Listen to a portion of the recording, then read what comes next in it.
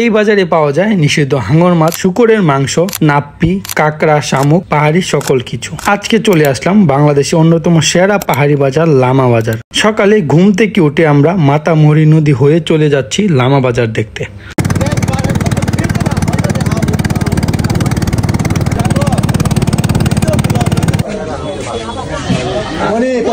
KG কত? 500।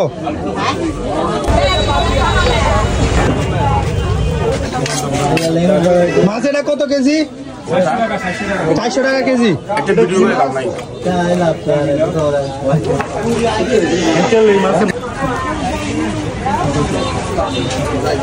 কত KG? KG 500। KG 500। এটা বড়।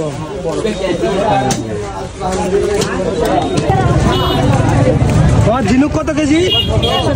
হ্যাঁ 100। বলো তো।